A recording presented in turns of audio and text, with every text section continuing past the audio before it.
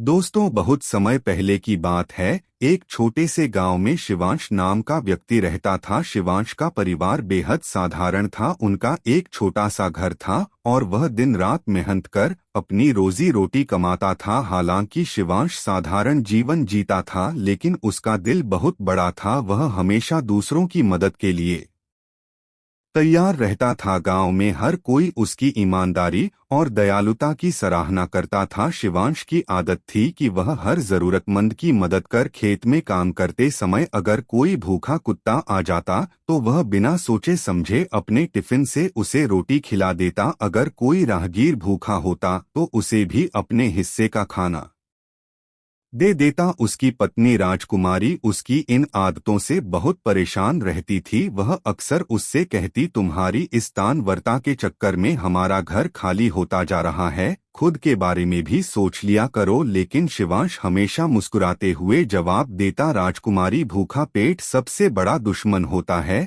अगर हम किसी की मदद कर सकते हैं तो क्यों ना करें, ऊपर वाला सब देखता है। एक दिन की बात है, दोपहर का समय था और शिवांश घर पर आराम कर रहा था। तभी दरवाजे पर एक बूढ़े साधु बाबा ने आवाज लगाई। उनकी आवाज धीमी थी, मानो बहुत थके और भूखे हो। राजकुमारी ने उनकी आवाज सुनी और खिड़की से झांक कर देखा। वह बड़बड़ा, अब यह भी आ गए, लगता है फिर से रसोई खाली होने वाली है। लेकिन शिवांश ने राजकुमारी की बात अनसुनी की और दरवाजे की ओर बढ़ गया। जब उसने दरवाजा खोला तो देखा कि साधु बाबा बहुत कमजोर और थके हुए थे। उनके कपड़े मैले थे और चेहरा पसीने से तर था। शिवांश ने तुरंत उन्हें घर के आंगन में बुलाया और कहा, बाबा आप बैठिए, मैं अभी पानी लाता हूँ। शिवांश अंदर गया और लोटे पानी लेकर आया। उसने साधु बाबा को पानी दिया। बाबा ने पानी पीकर राहत की सांस ली। उनके चेहरे पर एक अजीब सा सुकून झलक लगा। साधु ने शिवांश से कहा, बेटा, 2 दिन से भूखा हूँ, अगर कुछ खाने को मिल जाए तो बड़ी कृपा होगी। यह सुनकर शिवांश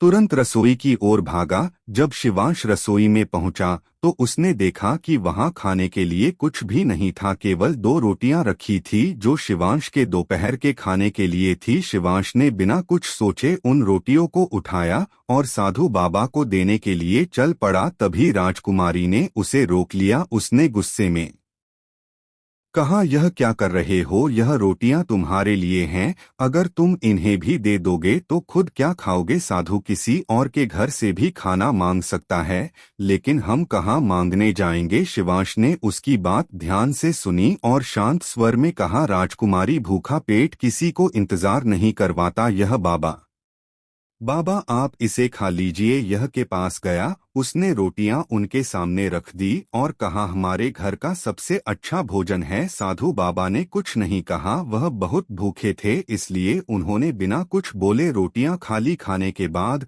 उन्होंने पानी पिया और सुकून से बैठ गए। कुछ देर बाद जब साधु बाबा जाने के लिए उठे तो उन्होंने शिवांश को अपने पास बुलाया। उन्होंने अपने झोले में से एक चमकती हुई सोने की कटोरी निकाली और शिवांश को दी। शिवांश कटोरी देखकर हैरान रह गया। उसने कहा, बाबा, मैं इसे नहीं ले सकता, यह आपकी है। साधु ने मुस्कुराते हुए कहा, बेटा, इसे रख लो। मैं पिछले हफ्ते एक राजा के पास गया था, उन्होंने मुझे यह कटोरी भिक्षा में दी थी, लेकिन यह मेरे किसी काम की नहीं। मैं अब तक किसी ऐसे इंसान की तलाश में था जो इसके लायक हो, और आज मैं तुम्हें देखकर समझ गया कि यह तुम्हारे ही लिए है। साधु ने शिवांश को समझाया, बेटा, यह तुम्हारे अच्छे कर्मों का फल है। हमेशा याद रखना, कर्म ही धर्म है।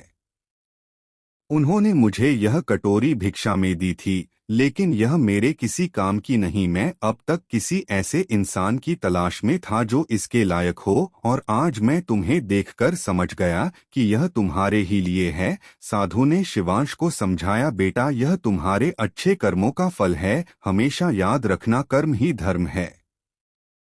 तुमने बिना फल की इच्छा के दूसरों की मदद की, ऐसे ही अपने कर्म करते रहो। भगवान हर किसी को उसके कर्मों का फल जरूर देता है, लेकिन समय आने पर तुम्हारी यह दयालुता और निस्वार्थ भाव से किया गया कार्य न केवल तुम्हें बल्कि तुम्हारे परिवार को भी सुख और राजू देगा। इस कटोरी को अपने पास